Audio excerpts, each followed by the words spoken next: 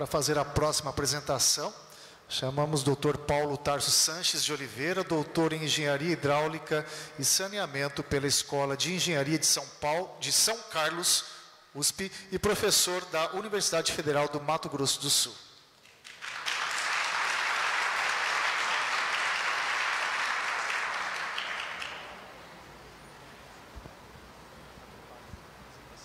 Deixa eu só ver aqui o... Esse aqui eu vou passar. Esse aqui é o link. Bom, boa tarde a todos. Gostaria de agradecer novamente aí o vereador Eduardo Romero pela oportunidade. Eu lembro quando ele estava nos visitando lá no laboratório na UFMS, eu comentei do projeto e da possibilidade do professor Góes. Ele na hora teve a iniciativa e a brilhante ideia de montar esse fórum de discussão. Então, parabéns aí pela oportunidade de a gente poder discutir um pouquinho aí desses pontos relacionados à drenagem. Bom, eu gosto sempre de mostrar uma ideia de pesquisa, né, da onde que ela surge. Né? E as minhas pesquisas são sempre voltadas para a parte de hidrologia, processos, modelagem, a parte de erosão do solo, em diferentes escalas. Mas eu até então não tinha trabalhado com a parte urbana. Bom, aí, voltando para Campo Grande, em 2016... fui morar num prédio, né, onde a minha vista, num período de chuva, foi essa aqui. Né. Então, acho que esse foi um ponto de partida que eu tive. Né, e eu vou terminar depois a minha apresentação mostrando essa mesma rua, num diferente condição. É a mesma rua que está passando aqui, na Ricardo Brandão, mais a jusante. E o outro ponto que me motivou a trabalhar com essa parte de drenagem, a começar os projetos nesta linha, foi a oportunidade de ter dados, né? Como o professor Góes comentou, a importância de ter os dados. E conversando aí com o Marcos Cristaldo, com o Ivan, o Fábio, eles falaram assim, a gente instalou alguns equipamentos, alguns pluviômetros, alguns sensores de nível, mas até então não tinha gerado um pouco de conhecimento sobre isso, ninguém tinha trabalhado, né, nessa área. Foi então que eu até conversei e convidei, né, o Thiago, que estava fazendo, eu conheci quando ele estava fazendo mestrado na USP, chamei ele para vir fazer o doutorado com a gente. Até ontem ele estava me lembrando que eu dei duas opções para ele. Uma opção era essa, e ele acabou pegando, né, esse estudo para desenvolver a sua tese. Bom, aí surgiu a ideia de montar esse projeto aqui, né, que seria um sistema de alerta e previsão de áreas de inundação para bacias urbanas. Né. Esse projeto a gente vem desenvolvendo com a Universidade do Arizona, Bristol, o departamento da Max Planck na Alemanha, o TFPR, o professor Góes também iniciou esse trabalho conosco. E o projeto tem um apoio do CNPq, tá? Ainda não, a gente não conseguiu fazer uso dos recursos ainda, que não chegou, mas está aprovado esse projeto. E o segundo projeto que surgiu também dessa iniciativa, né, que começou em 2017, foi o CapSprint. Quando surgiu uma oportunidade, saiu um projeto de cidades inteligentes, pela CAPES, de internacionalização, eu juntamente com o Johannes, professor Marcato, a gente pensou numa ideia de juntar esforços, né, e aí montar esse projeto de internacionalização, tá, aproximadamente 1,5 milhão, e a ideia desse projeto é interagir com diferentes universidades do mundo, né? Então aqui estão algumas das universidades que a gente vem trabalhando, para desenvolver tecnologias, desenvolver ciências, voltada para cidades inteligentes, tá? na área de águas urbanas. Bom, basicamente, esse projeto, né, a minha parte, nessa parte de sistema de alertas, a gente vai usar dados observados, tá? Dados de chuva, dados de radar, a modelagem aqui, hidrológica e hidráulica, né? E depois a gente tentar gerar um sistema, né, de alerta aí antecipado, tá? Com algumas horas de ocorrência de chuva, tá certo? Bom, esse é o grupo que a gente vem trabalhando, né? Quando eu voltei para Campo Grande em 2016, eu e minha esposa, Dulce, também é professora na UFMS, a gente iniciou um grupo de pesquisa de hidrologia e segurança hídrica, né? Esses são alguns dos nossos alunos, então a gente não só trabalha nessa questão urbana, mas em diferentes outras abordagens aí, em diferentes escalas, tá? E basicamente, hoje eu vou mostrar um pouco dos trabalhos que foram desenvolvidos aí pelo Thiago, no doutorado, e o Leonardo, que está fazendo mestrado conosco. Eu gosto de colocar foto, que são eles que realmente estão fazendo o trabalho. Bom, eu vou falar um pouquinho aqui da problemática, né, que a gente tem, as causas dessa problemática, que muitos já sabem, mas é bom sempre relembrar o que a zona... Dentro da hidrologia, a gente consegue separar 3 diferentes tipos de escoamento, tá? O escoamento superficial, que a gente chama de ortoniano, o escoamento subsuperficial, quando a gente tem infiltração, e a percolação do solo, na percolação da água no solo, até chegar no canal, no nosso rio. E a gente tem ainda o escoamento do solo saturado, tá? Quando o solo está saturado. Eu vou concentrar nesses 2 primeiros pontos aqui. Bom, quando a gente tem, né, uma condição natural, né, o que vai existir aqui? A gente tem um pico de cheia, existe a cheia, né, só que se vocês observarem, ela demora um tempo maior para ocorrer, tá? Quando a gente começa a permeabilizar esse solo, esse pico ele é antecipado, né, ocorre num tempo mais rápido e também com uma maior magnitude. O que o professor Góes, vários dos pontos que ele comentou, seria como a gente ter essas áreas mais permeáveis, urbanas, mas reduzindo tanto o pico quanto o tempo de ocorrência desse pico. Tá? São algumas das coisas que o professor Góes comentou. Então, em tese, seria fácil resolver isso, né? Mas não é. Tem muita coisa a ser feita aí. Tá? E por que isso ocorre? Porque o escoamento na superfície ele é muito mais rápido do que o escoamento que ocorre embaixo do solo, tá? A percolação, que é mais lenta. Bom, e tem um outro ponto que a gente estuda aí nos nossos trabalhos, que é a questão de mudanças climáticas. Tá? A gente não vai na ideia se acredita ou não. O que a gente faz, a gente usa diferentes tipos de cenários de mudanças climáticas, diferentes modelos, né, para tentar ver e estar preparado para o que pode acontecer. Tá? Seja em termos de seca, seja em termos de cheias. Tá certo? E a ideia sempre é reduzir a vulnerabilidade e aumentar a resiliência. Tá bom? Vou falar um pouquinho de modelagem hidrológica e hidráulica, que é o que o Thiago fez. Tá? Muitas vezes a gente fala em modelo, a gente tem até uma disciplina na FMS de modelagem de sistemas ambientais, acho que tem alguns alunos aqui, que já vão ter visto esse slide. Mas eu sempre pergunto, o que é um modelo? Muitas vezes as pessoas não tem ideia do que é um modelo. O professor Góes falou do modelo, mas a gente às vezes não tem ideia. Eu gosto de colocar, quando um escultor ele faz uma obra, ele está representando um sistema real, tá? E ele está considerando, né, algumas simplificações para fazer um modelo. Tá? Quando a gente vai fazer um modelo computacional, a gente faz a mesma coisa.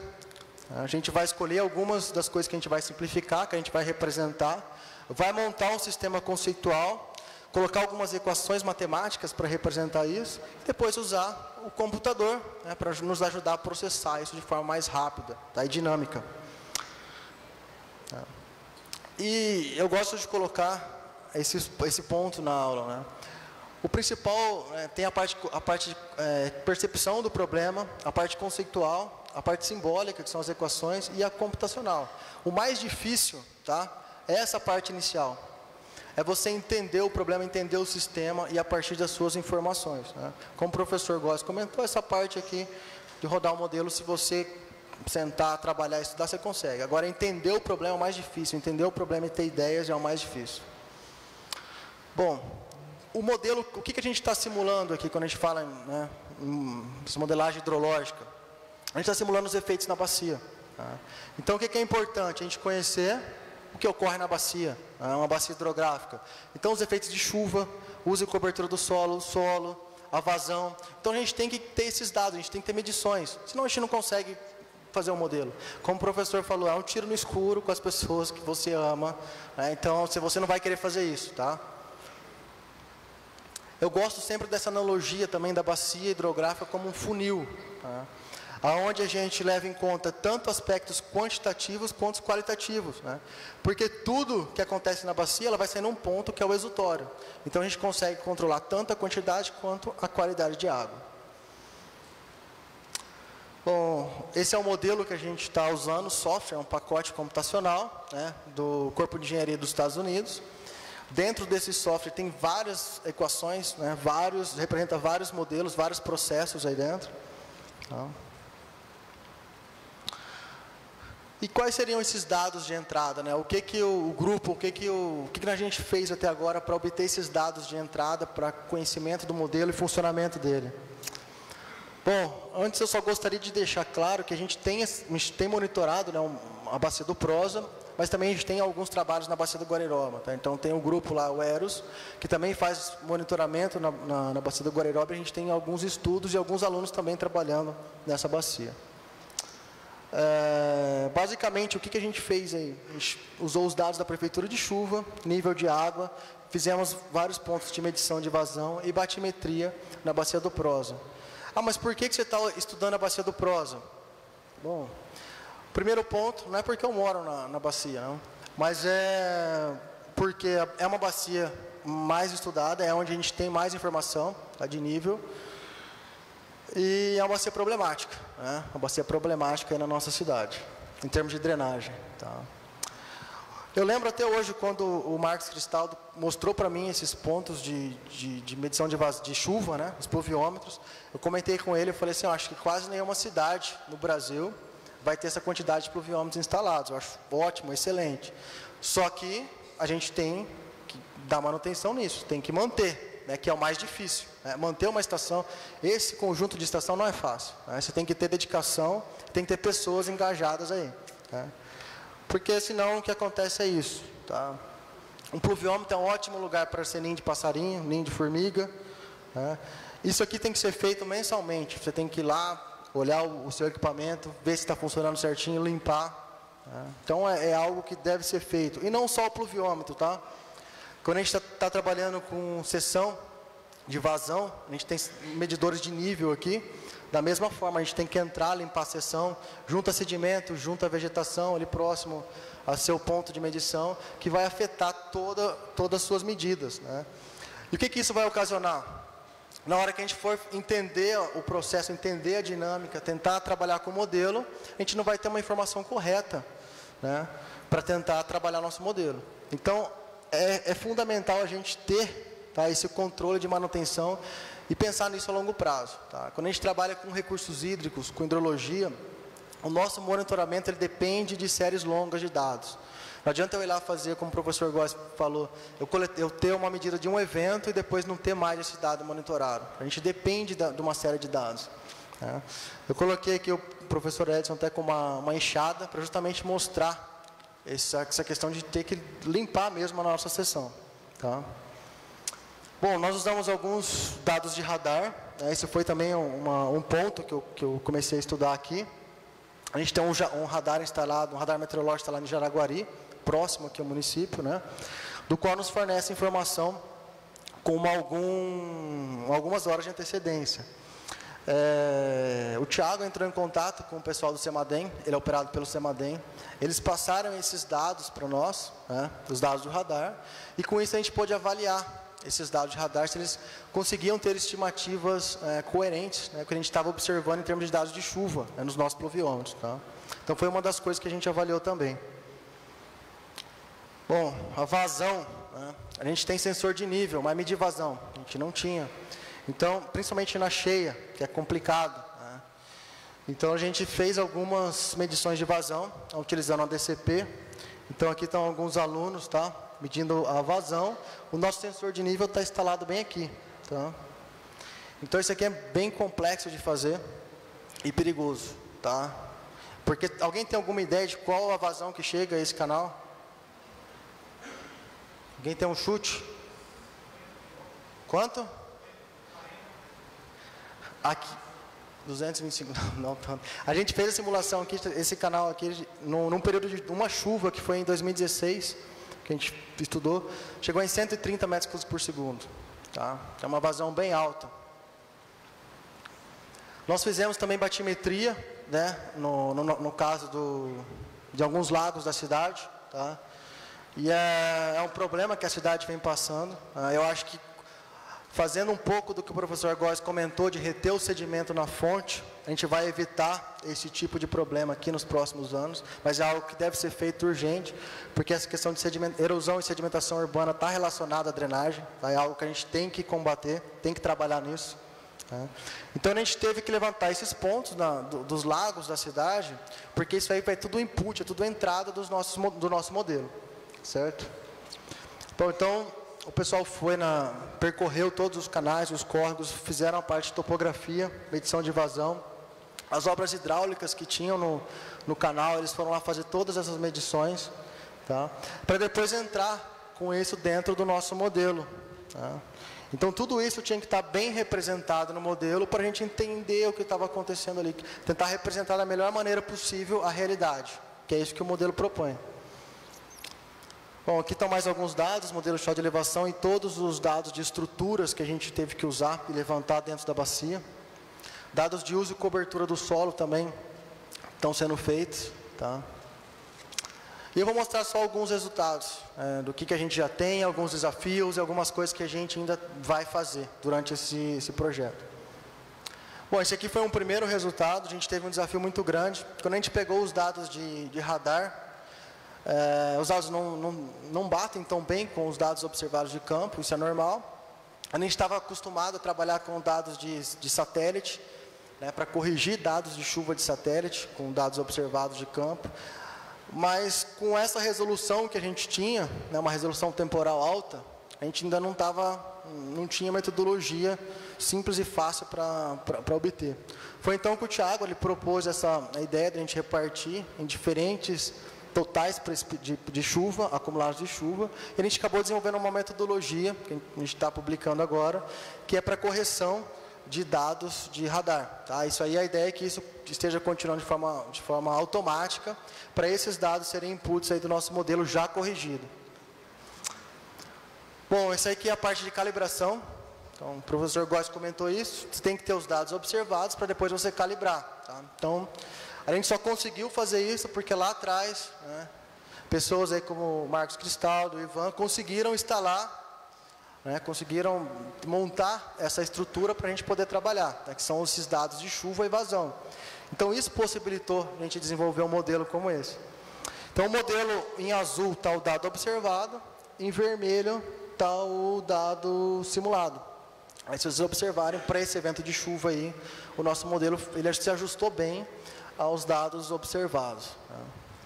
Bom, com o modelo calibrado, depois o Thiago fez isso para vários eventos, a gente começou a trabalhar com diferentes chuvas de projeto, diferentes chuvas intensas com período de retorno, né, para ver quais seriam os impactos que a gente iria ter em diferentes pontos do córrego Prosa. Também a gente fez essas simulações, né, a parte hidrológica e também aqui a parte hidráulica, para saber essas áreas de cheia, né, porque esse é o objetivo depois do nosso trabalho. Então a gente simulou uma chuva, né, uma chuva que ocorreu, e a gente viu que a nossa simulação ela bate com os períodos, com os pontos de inundação que tiveram na cidade nesse período. Né. E também a gente vai ter aqui tanto o período de cheia, quanto depois o período que vai diminuindo, né, essas áreas de inundação, né, em diferentes pontos. Tá? A gente fez isso para vários pontos do córrego Prosa, por um evento de chuva, e ficou bem coerente com a realidade. Tá? Que a gente conseguiu representar bem o sistema real aí que a gente tem. Tá? Essa aqui é na Ricardo Brandão mesmo. Bom, e como o objetivo é gerar esse sistema online, né, a gente já conseguiu fazer com que isso funcione online, né? Então, esse aí é a parte do modelo, né, como ele funcionaria online, como que o público teria acesso a isso, né, todos vocês. Então, seria esse, né, se a gente teria um mapa da cidade, aqui é uma simulação de áreas de inundação antes da chuva acontecer, aí que a população vai ter acesso, né, a esses locais onde não deve passar, onde pode ter problema, antes da chuva acontecer, isso que é importante, né, para já desviar a sua rota. Bom, isso está funcionando, já está certinho, só que a gente tem alguns passos ainda a serem feitos. Né? A gente fez alguma coisa, mas tem muita coisa ainda a ser feita. Bom, um ponto que a gente está trabalhando agora é desenvolver o aplicativo, né, para que isso realmente esteja acessível para todos, para toda a comunidade. Né? Então, a gente está fazendo essa parte do aplicativo. A gente tem mais alguns equipamentos para ser instalados dentro da bacia, mais medição. E como eu comentei, a gente tem que conhecer melhor ainda o sistema que a gente está simulando. Quanto melhor a gente conhecer, que é a parte mais importante, melhor vai ficar o nosso modelo e melhor vão ser as nossas estimativas. Avaliar outras bacias do município. Vocês perguntaram assim, você poderia fazer esse mesmo estudo hoje na bacia do Imbiruçu? Na bacia do Segredo, não conseguiríamos, porque a gente não tem informação, por exemplo, de nível de vazão lá. Tá? A gente não tem como fazer isso. Então, o que a gente tem que fazer? Instalar equipamentos, medir, ter uma série e começar a fazer essas simulações. Tá? Isso tudo demanda tempo e demanda um tempo de monitoramento. Tá? Depois de ter os dados, sim, a gente consegue fazer. A gente ainda vai fazer simulações de diferentes cenários, né, considerando aí efeitos de mudanças climáticas e de uso e cobertura do solo. Então, como o professor Góes comentou, a gente quer ver onde que estão as mudanças na estrutura na cidade, quais os efeitos que isso podem acontecer, em escala de lote, em escala de bacias, em escala de subbacias, a gente quer trabalhar com isso tudo. Também a gente vai avaliar a partir de usar diferentes técnicas de engenharia e ver quais seriam os efeitos. Né? E tem essa outra parte aqui que é o mestrado do Leonardo, que é a parte de sociohidrology, que a gente quer entender qual a interação dessas áreas de inundação com a sociedade, né? E como que a gente pode melhorar essa interação e usar muito o conhecimento da sociedade para diminuir esses problemas de inundação. Bom, e agora eu vou terminar a minha fala.